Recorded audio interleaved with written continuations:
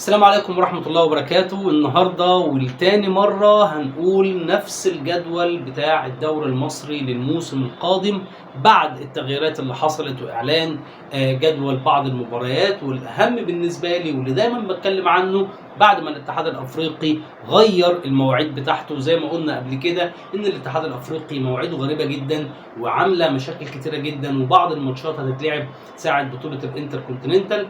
الاتحاد الأفريقي النهاردة غير كل المواعيد بتاعته تقريبا من اول وجديد، غير حاجات كتيره جدا، لكن الاهم والغريب انه برضه هيلعب جولات في دوري ابطال افريقيا في اللحظه اللي المفروض الاهلي بيلعب فيها مع بطل امريكا الجنوبيه لو الاهلي كسب ماتش العين.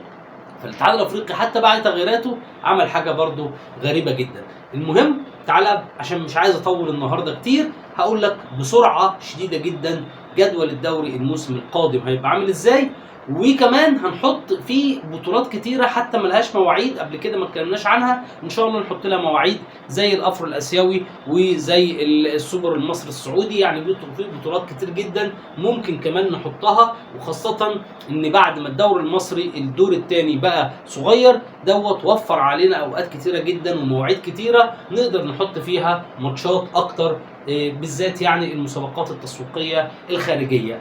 طيب النهارده وبسرعه كده يعني عاملين جدول بشكل مختلف، هم الست كوارترات اللي باقيين، لان زي ما انت عارف النهارده تقريبا يوم 25 سبتمبر الكوارتر الاول ضاع والكوارتر الثاني بيخلص، فاحنا هنبدا على طول من الكوارتر الثالث الرابع الخامس السادس السابع الثامن، يعني في كوارترين ضاعوا مننا، فهنبدا احنا على طول بمنتهى البساطه. طيب الميزه بقى ان بعد التغييرات، وطبعا لازم احيي رابطه الانديه وكل رؤساء الانديه على القرار بتقليل عدد الفرق الموسم القادم، وان كان القرار فيه برضه شيء غريب جدا، موضوع هبوط فرقتين بس هنتكلم فيه المشكله دي بعدين، لكن خلينا نتكلم دلوقتي في الامر الواقع. الموسم القادم انت عندك الدوري هيبقى الدور الاول 17 مباراه، وبعد كده عندك 9 مباريات تانية اللي هو دوري البطوله او دوري الهبوط. الماتشات كلها سواء ال 17 بتوع الدور الاول او التسعه بتوع الدور الثاني هيتلعبوا زي ما سعادتك كده شايف كلها ايام الجمعه قدامك، مفيش ولا جمعه مش هنلعبها الا الجمعه دي اللي بعد الاجنده الدوليه في شهر مارس اللي فيها تصفيات كاس عالم. الجمعه دي بس اللي احنا مش هنلعبها علشان ما نعملش ماتشات مؤجله، لان ببساطه الجمعه ديت اللي هيبقى فيها دور الثمانيه في دوري الابطال وفي الكونفدراليه، فانت لو عندنا 4 فرق الاهلي والزمالك وبيراميدز والمصري مكملين في البطولات الافريقيه، فانت اصلا عندك الدوري لما في الدور الثاني 8 ماتشات 4 ماتشات بس، 8 فرق هيلعبوا في 4 ماتشات بس، فممكن ال4 فرق يكونوا بيلعبوا، فبالتالي هتأجل كل المباريات، فالاسبوع دوت يعني تقريبا ما يتلعبش، فالافضل ان هو يتلغي خالص ونكمل الدوري بتاعنا وننهيه نفس الميعاد اللي احنا اتكلمنا عنه قبل كده يوم 9 مايو. طيب وبالتالي احنا زي ما حضرتك كده شايف السوبر المصري هيتلعب يوم 18 ويوم 21 في الامارات، بعديها يوم 25 اكتوبر الاسبوع الاول، و1 نوفمبر الاسبوع الثاني، 8 نوفمبر، وهكذا. كل الماتشات هتتلعب زي ما حضرتك كده شايف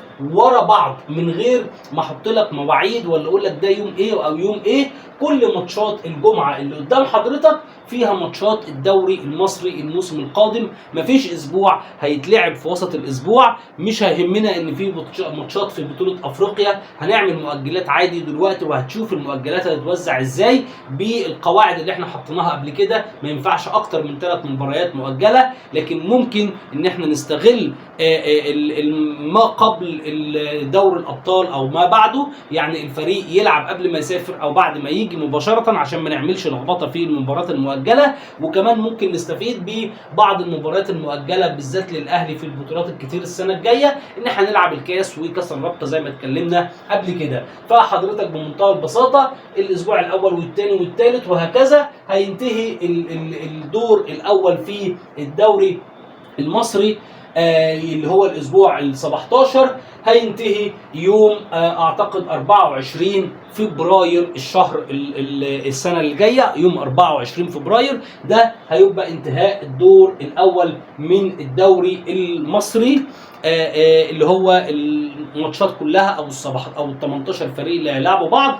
وبعد كده هيبدا دوره الترقي بثلاث ماتشات قبل الاجنده الدوليه اللي في شهر مارس، وبعد الاجنده الدوليه اللي في شهر مارس هنلعب الست مباريات اللي باقيين زي ما حضرتك كده شايف. طيب علشان نشوف بقى المواعيد بتاعه الماتشات المؤجله، تعال نشوف يعني حبيبنا الاتحاد الافريقي اللي دايما بيغير في مواعيده. تعال نشوف المواعيد الجديده لدوري ابطال افريقيا، ومن ثم هي اللي هتحدد لنا المؤجلات وهتحدد لنا كمان ايه الاوقات اللي فاضيه اللي هنلعب فيها المسابقات التسويقيه، وكمان ماتشات الكاس وكاس الرابطه والحاجات دي كلها. فتعال كده نشوف الاتحاد الافريقي اختار اني مواعيد لماتشات دوري ابطال افريقيا والكونفدراليه. طبعا انا بضحك بصراحه يعني. خلاص طيب، اول حاجه هو هيبدا اول حاجه خالص يوم 25/11 الجوله اللي قدام حضرتك ديت بعد الاجنده الدوليه اهو، دوري ابطال الجوله الاولى دي كانت نفس المواعيد القديمه، بس دي كانت الجدول الجوله الرابعه.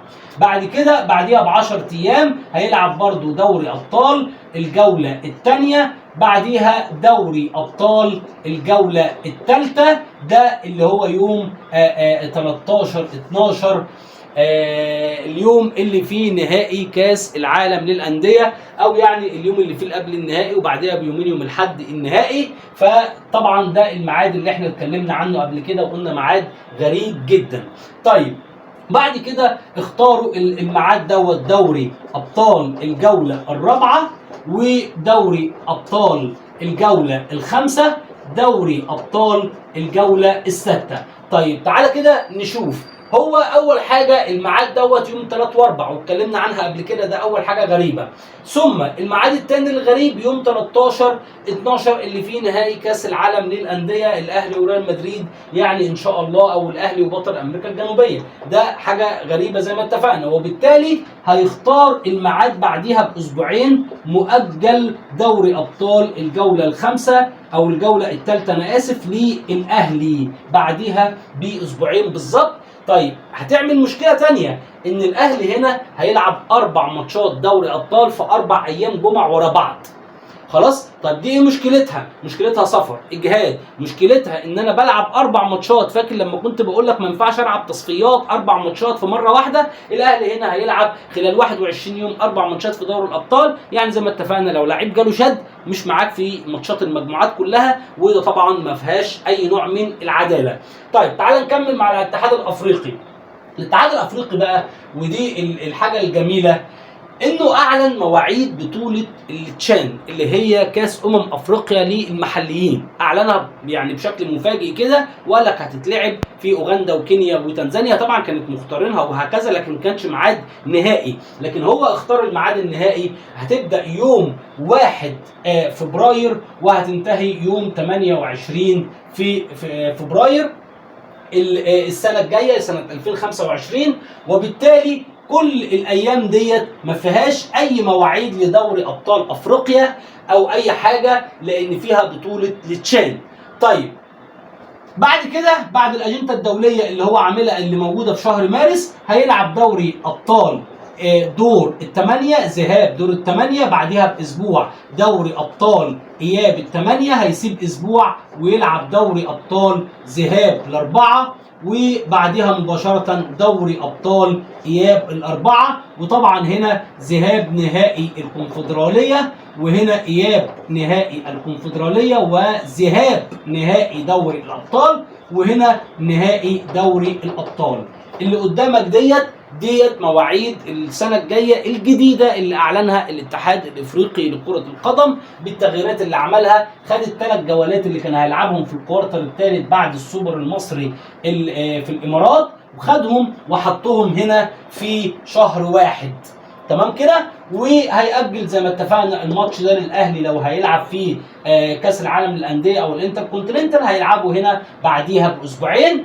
واعلن مواعيد بطوله التشان اللي هتبدا يوم 1 فبراير وهتنتهي يوم 28 فبراير. طيب في حاجه ثانيه برضو مهمه جدا، فين مواعيد دوري السوبر الافريقي اللي احنا قلنا بطوله غريبه وبطوله ملهاش مواعيد ومش عارفين يعملوا فيها شغل كويس؟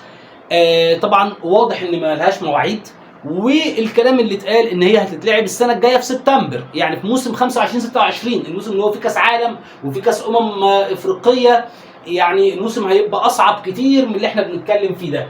طيب ايا كان، في ميعاد مقترح لدوري السوبر الافريقي اللي هو بنفس الطريقه اللي احنا اتكلمنا عنها، اللي هو دور الثمانيه، دور الاربعه النهائي، مجمع في بلد من البلدان، ولتكن مثلا جنوب افريقيا. في بعض الكلام اتقال ان جنوب افريقيا ممكن تستضيف البطوله بالشكل دوت. 8 فرق بمنتهى البساطه لمده 8 9 ايام يلعبوا البطوله. طب الوقت اللي فاضل فين؟ الوقت اللي فاضل هنا بعد نهايه التشان وقبل الاجنده الدوليه في شهر مارس. هنا ادي دوري السوبر، دوري السوبر، ودوري السوبر الافريقي هينتهي قبل الاجنده الدوليه مباشره. فالثلاث ايام دول هم اللي باقيين ممكن يتلعب فيهم دوري السوبر الافريقي، لان هنا بطوله التشان طبعا صعب انك تلعب، وهنا كل دي ماتشات دوري ابطال. خلاص الموضوع انتهى على كده. ده الميعاد الوحيد اللي موجود لبطوله دوري السوبر الافريقي، ان هي تبقى من 8 فرق في ارض مجمعه ويتلعبوا قبل الاجنده الدوليه اللي في شهر ايه؟ في شهر مارس. طيب كده المواعيد كلها بدات تبان. طيب تعالى بقى نكمل شويه مواعيد زي الانتر كونتيننتال والحاجات دي كلها ونحطها معانا كده عشان نشوف القصه فيها هتمشي ازاي. اول حاجه ان هنا ماتش الانتر كونتيننتال اللي هو ما بين الاهلي والعين الاماراتي، خلاص ده يوم 29 اكتوبر اللي هو بالمناسبه عيد ميلادي. طيب بعد كده هنا عندنا الانتر كونتيننتال يوم 13 12 ويوم 18 12، ده الماتش النهائي يوم الاربع. ادي كده الانتر كونتيننتال دور الثمانيه، دور الاربعه النهائي. السوبر المصري في بدايه الموسم مش هيعمل لنا مشكله. طيب بعد كده عندنا بطولات تانية زي ايه؟ زي بطولة الافرو الاسيوي، البطولة اللي لحد دلوقتي ما اعلنش ميعادها النهائي. طيب ميعادها ممكن يبقى فين؟ الميعاد الوحيد اللي يصلح ليها اليوم ده اللي هو قبل بداية بطولة التشان بالظبط، يوم 24 يناير. اليوم دوت وقبل بطولة التشان ده الميعاد الوحيد اللي فاضي في الفرق الافريقيه اللي هو طبعا الاهلي. خلاص كده ده الميعاد الوحيد اللي هو فاضي فيه. ده نمره واحد. نمره اتنين، بالنسبه لاسيا الوقت دوت ما فيهوش ماتشات دوري ابطال اسيا. دوري ابطال اسيا هتتلعب الاسبوع اللي بعديها واللي بعديها في الفتره ديت في نهايه يناير وبدايه فبراير، هيلعبوا الجوله السابعه والثامنه. فالوقت دوت لبطوله الافرو الاسيوي دوت الوقت المتاح ليها، والوقت اللي هيبقى افضل ليها يوم 24 يناير ما قبل بدايه بطوله التشان مباشره. تمام؟ ده كده الافرو الاسيوي. يبقى كل البطولات الرسميه اللي اعلنت ان هي هتقام دي مواعيدها، والافرو الاسيوي ده ميعاد مقترح، لكن كل المواعيد ديت مواعيد ثابته ما فيهاش اي مشكله خالص. تعالى بقى حضرتك كده نبدا نتعامل في الماتشات المؤجله ونبدا نشوف هنتعامل معاها ازاي. وزي ما اتفقنا هنحاول نقلل من الاسابيع اللي فيها ماتشات مؤجله، وهنحاول نتصرف في المواعيد ونستخدمها بكذا طريقه.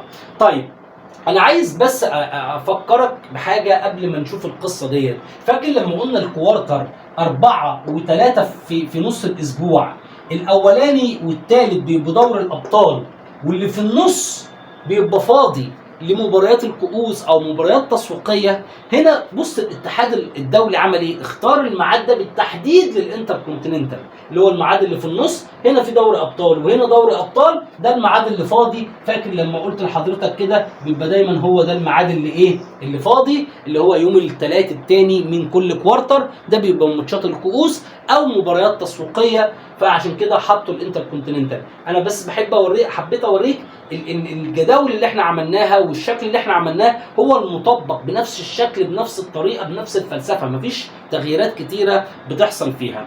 تمام. تعال نشوف بقى الماتشات المؤجله بتاعتنا. اول حاجه الاسبوع الاول هيتلعب بشكل عادي جدا ما فيهوش مشكله، الاسبوع الثاني برضو والثالث هيتلعبوا بشكل عادي ما فيش اي مشكله فيهم. ولو يعني الاهلي في الانتركونتيننتال ممكن يقول لك انا ما اقدرش العب الاسبوع الاول، وانا شايف لا عادي جدا تلعب الماتش ده في الامارات، ده في القاهره كمان، يعني ماتش الاهلي والعين في القاهره، يعني القصه سهله جدا، هتلعب هنا الثلاث ماتشات ما فيهمش اي مباريات مؤجله، وخلي بالك الميعاد ده ميعاد فاضي اكيد هنستخدمه في حاجه ثانيه. طيب بعد كده الاسبوع الرابع ده هيتلعب ما فيش مشكله بعد الاجنده الدوليه يوم الثلاث، هتلعب انت يوم الجمعه وتروح تلعب يوم الثلاث في دوري الابطال.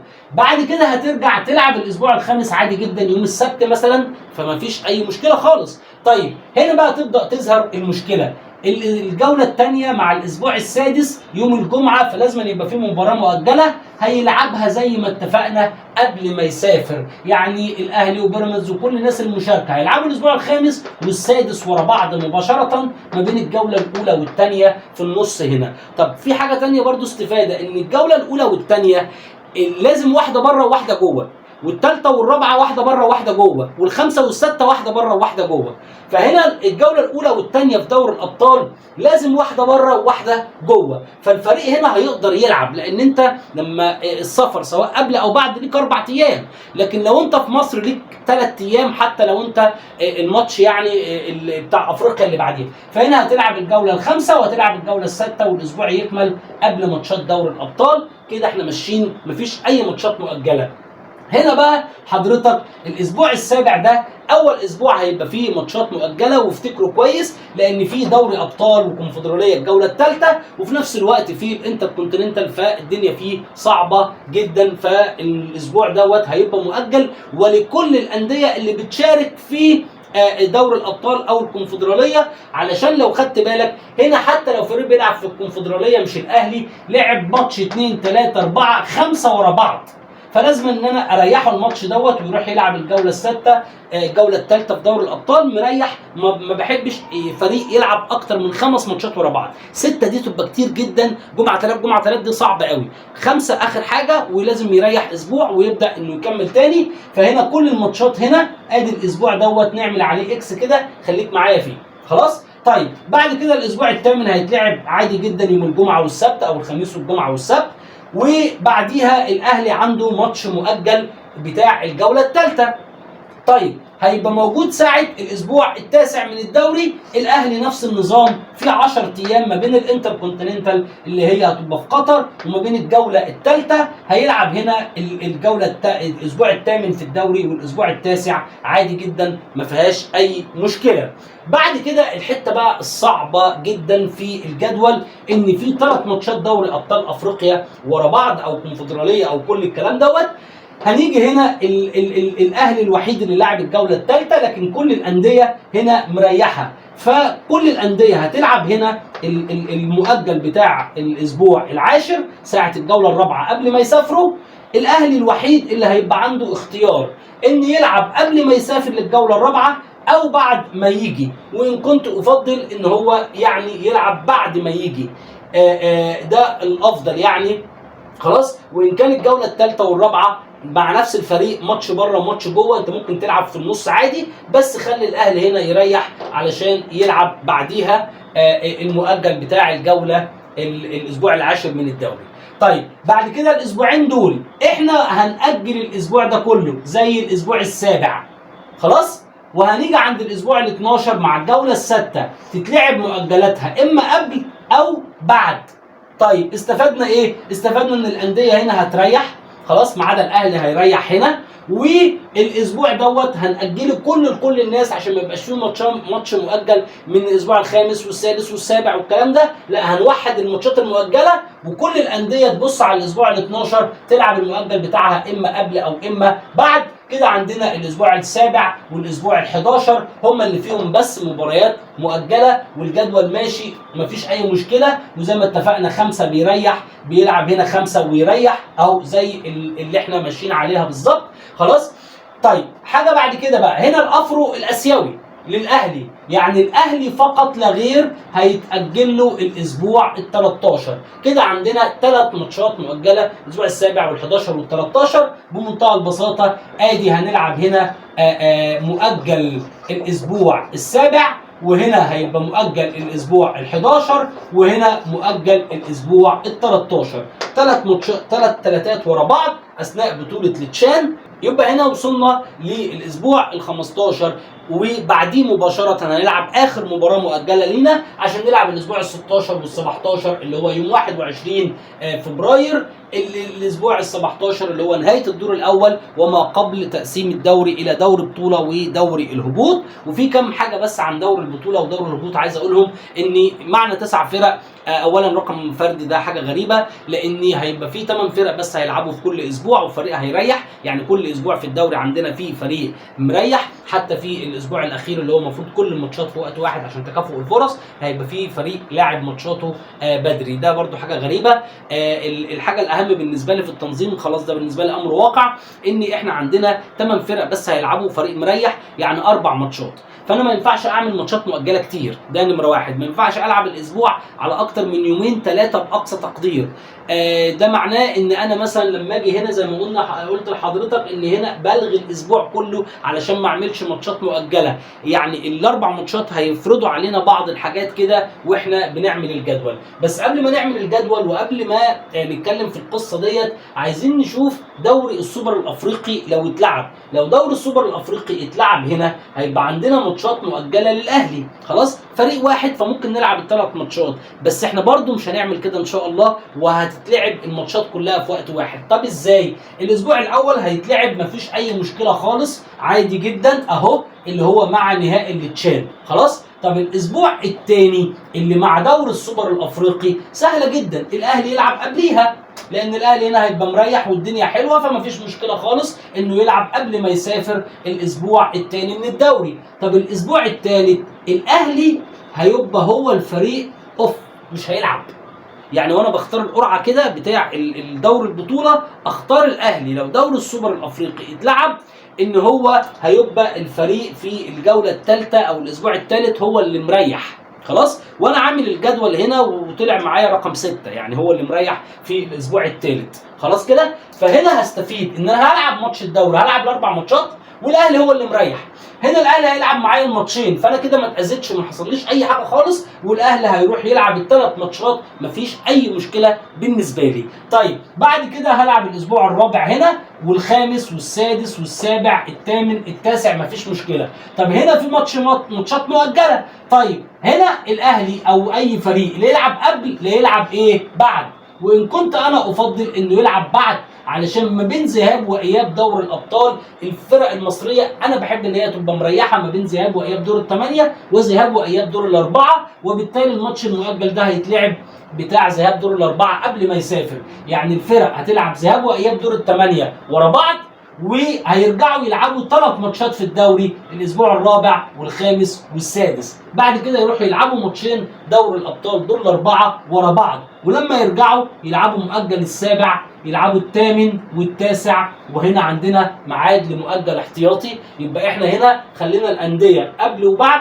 دور ال8 وال4 بيلعبوا ومريحين والدنيا كويسه ومركزين. هنا في دوري السوبر ما حصلناش مشكله لما الاهلي يلعب، خلاص. هنا برغم كل الماتشات ديت عندنا اسبوعين بس، واول ما خلصنا دوري الابطال لعبناهم مفيش اي مشكله، والاهلي هنا المؤجل بتاع الافرو الاسيوي، ونهايه الدور الاول يوم 21، خلاص. زي ما اتفقنا ان تقريبا زي ما حضرتك كده شايف ان 90% من الاسابيع ما فيهاش ماتشات مؤجله، انت بتتكلم في اسبوعين، والاهلي ممكن يبقى عنده ماتش لدوري السوبر الافريقي للانتر كونتيننتال، حاجات كده ماتش بسيط. لكن في المجمل كلهم ممكن يبقى 4 اسابيع من ال 25 اسبوع، يعني حوالي 20% بس من الاسابيع اللي فيها ماتشات مؤجله. وزي ما اتفقنا الاسبوع اللي هبداه بدري ده بالنسبه لي ماشي منتظم جدا، وفي تكافؤ فرص بنفس ظروف كل مباراه، عشان بس الناس يعني في كلمه تكافؤ فرص دي ان انا لما بختار الجدول انا هلعبك بظروف الماتش بتاعي. لو عندي طرد يبقى هلعب ناقص اللعيب ده في الماتش بتاعك، لو لعيب مصاب او لكن انا لما او حتى الحاله التنافسيه اللي ما بيننا ماشيين مع بعض ماتش بماتش، لكن ما اجيش انا اقع في النص ما العبش، وبالتالي كان في لاعب مطرود عندي ما يلعبش ماتش مهم، لاعب مصاب، الكلام ده كله ده مهم جدا عشان لازم نمشي مع بعض. فلما العب الاسبوع بدري يومين او متاخر يومين مش دي القصه قوي، لا بتدي انتظام بشكل كبير جدا، وعاملينها في كذا اسبوع وكذا اسبوع لاغيينه زي دوت، او ان احنا بنأجل الماتشات لما بعد انتهاء ماتشات دوري ابطال افريقيا عشان الناس ترتاح. وخلي بالك من الجدول، ما فيش فريق لعب اكتر من 5 ماتشات ورا بعض لازم يريح بعد الخامس او قبل الخامس. ودي برضو حاجه كويسه. الاهلي بس هو اللي بيتاخر لحد 5، لكن هتلاقي الزمالك وبيراميدز والمصري بعد 4، هتلاقي الفرق اللي بتلعب في الدوري ما فيش اكتر من 3، يعني بالكثير قوي لو لعبوا 3 ماتشات ورا بعض. فالمعدلات ماشيه منتظمه بشكل كويس جدا، والدوري هيخلص يوم 9/5، وهنا ذهاب واياب نهائي الكونفدراليه ودوري الابطال. فاضل بس حاجتين في الجدول او بطولتين احنا عايزين نتكلم عنهم، ثم الكاس وكاس الرابطه. طيب نمسك اول حاجه البطولتين اللي احنا قلنا عليهم، الافرو اوروبي لو هيتلعب في ميعاده، والسوبر المصري السعودي لو هيتلعب برضه في ميعاده. السوبر المصري السعودي الوقت الوحيد ليه هنا يوم 24/2، ده السوبر المصري السعودي لو هيتلعب، وان كان اليوم ده في مشكله في السعوديه في اسبوع دوري خلاص، فالسعوديه عندها اوقات هنا وممكن يلعبوه كمؤجل. طيب ليه احنا اخترناه هنا يعني لمصر يعني وللسعوديه لا الميعاد ده بالذات؟ علشان ماتشات دوري ابطال اسيا، هم هنا عندهم ماتشات دوري ابطال اسيا وهنا ماتشات دوري ابطال اسيا، فالدنيا صعبه. واحنا هنا عندنا دوري ابطال افريقيا وهنا دوري ابطال افريقيا، فالميعاد دوت الوحيد اللي ممكن يبقى مناسب لمصر وللسعوديه، ده ميعاد كويس. وان كان هيبقى فيه ماتش مؤجل للفرق السعوديه يلعبوه في شهر 4 عندهم مواعيد، وفي شهر 5 كمان عندهم مواعيد، ما عندهمش مشكله. ده ميعاد الكاس السوبر، وكمان مش هيعمل لنا احنا كمان مؤجل، لانه ما بين انتهاء الدور الاول وبدايه دوره البطوله، فالميعاد دوت مش هيعمل لنا حتى اي مشكله او اي ميعاد مؤجل. البطوله اللي بعديها الافرو اوروبي، امتى ممكن تتلعب البطوله ديت؟ البطوله ديت هي طبعا اغرب بطوله، هي بطوله مش رسميه طبعا، تسويقيه صرف، لكن احنا لو موجوده البطوله دي ايه الميعاد اللي ممكن نلعب فيه البطوله؟ بص، في مشكله بسيطه جدا.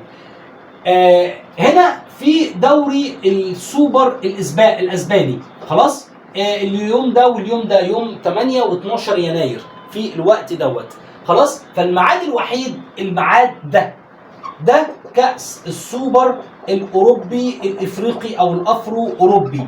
ليه؟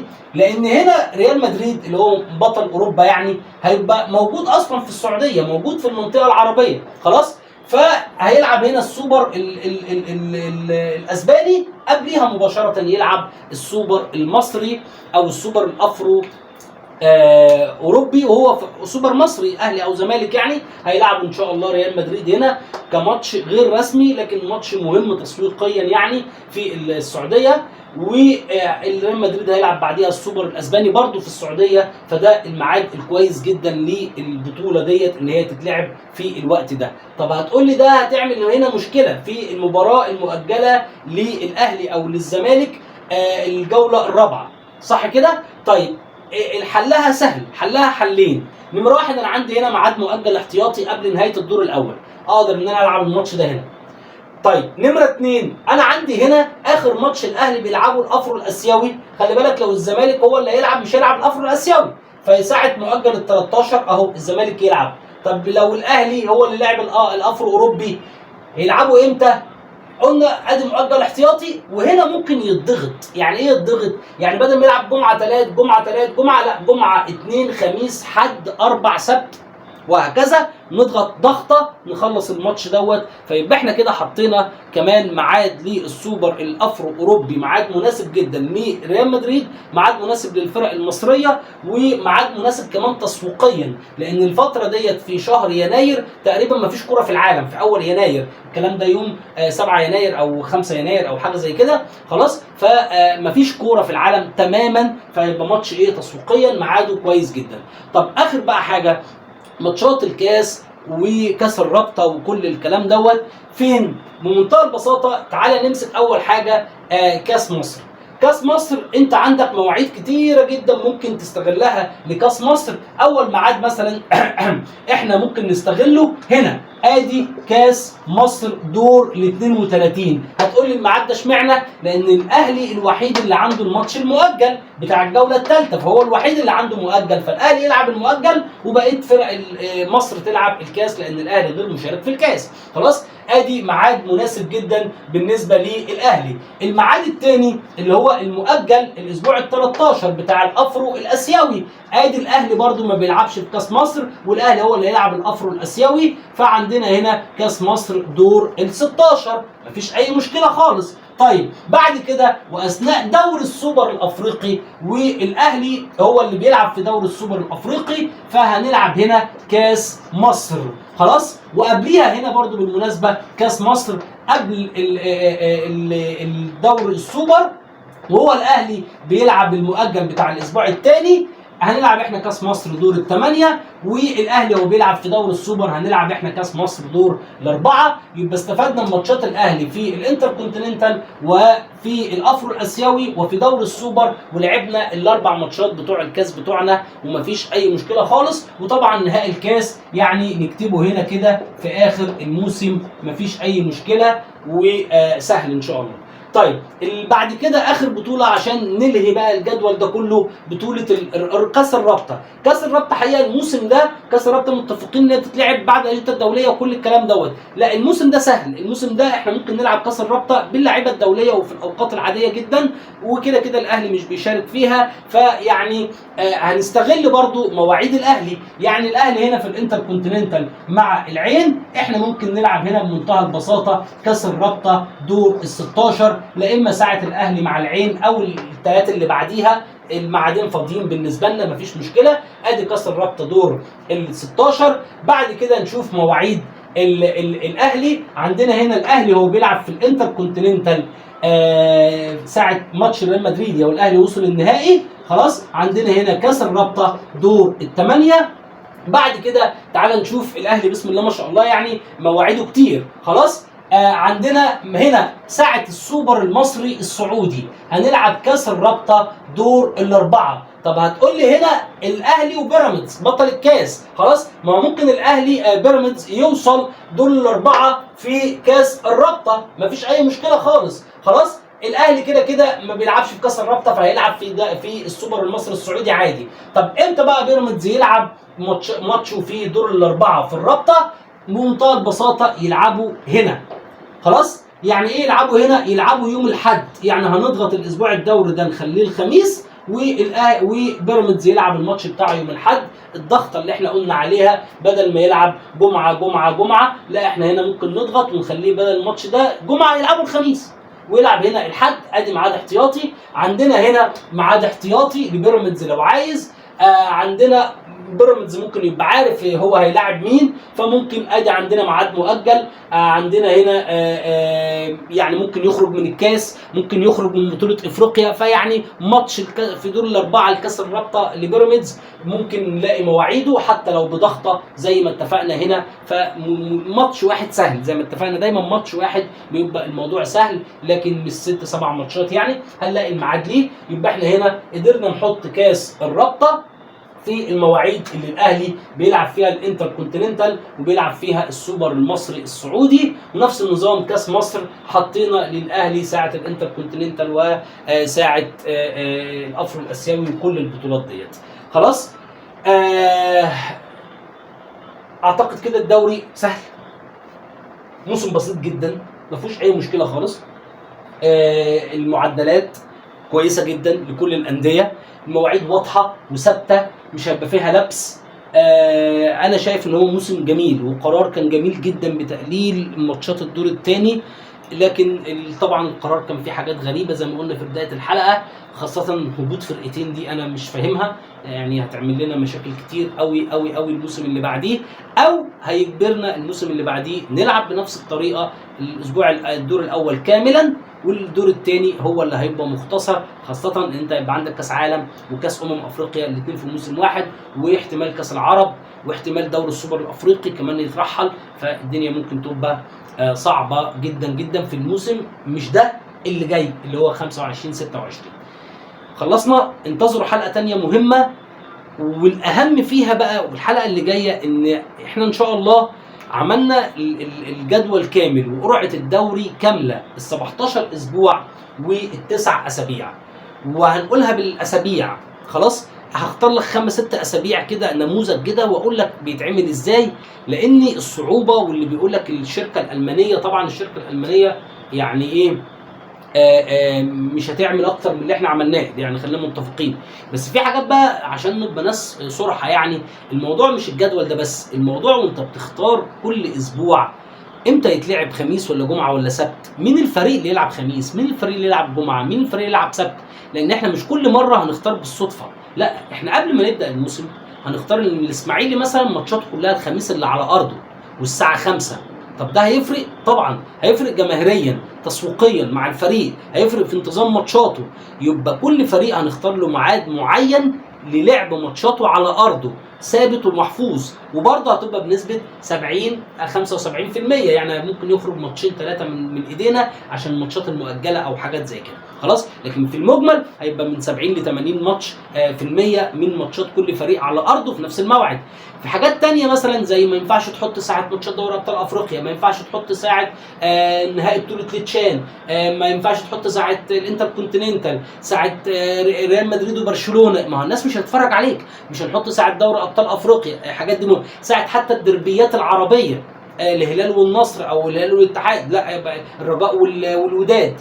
يعني في حاجات كده بنحطها عايزين نراعي مثلا ان احنا ما نلعبش اكتر من 4 ماتشات في يوم واحد. ليه؟ علشان الوحدات بتاعه الفار. في فرقتين بيلعبوا على نفس الملعب، ده يوم وده يوم. في محافظات فيها 4 انديه زي الاسكندريه، في القاهره 9. خلاص، فلازم يتقسموا. فيبقى قبل ما نحط الجدول تعال نشوف كل فريق ده يلعب جمعه ولا يلعب سبت ولا يلعب خميس، والفرقتين دول بيلعبوا مع بعض والاثنين دول مع بعض. مش هنلعب اكتر من 4 ماتشات في يوم واحد وماتشين في نفس الوقت. يعني ما ينفعش نلعب 3 ماتشات الساعه 5 مثلا، لا هم ماتشين الساعه 5 وماتش قبليه وماتش بعديه، فيبقى 4 ماتشات على مدار اليوم، ماتشين بس في وقت واحد. ما ينفعش ماتشين في نفس المحافظه في نفس الوقت. تفاصيل كده في بقى جوه الدوري ده بقى اللي هو هتعمله الشركه الالمانيه، واللي انت هتسمعه بعد كده يقول لك بص الشركه الالمانيه عملت ايه. لا، انا بقول لك من دلوقتي هم ده التفاصيل اللي هم جايين يقولوها. الجوانب التسويقيه في وضع الجدول، امتى نحط الماتش علشان يتشاف كويس ويبقى الميعاد كويس، ازاي نراعي الظروف المناخيه في كل منطقه. كل الكلام ده بقى انا هقوله لك ان شاء الله على نموذج كده 5 6 اسابيع من الدور الاول و5 6 اسابيع من الدور الثاني، واوريك ازاي بتتعمل، وبنراعي فيها السفر والايام والمواعيد والتوقيتات والجوانب التسويقيه، لان ده فعلا هو ده بقى اللي بيدفع فيه فلوس، وهو ده اللي هيدفع فيه ال $10,000. خلاص، احنا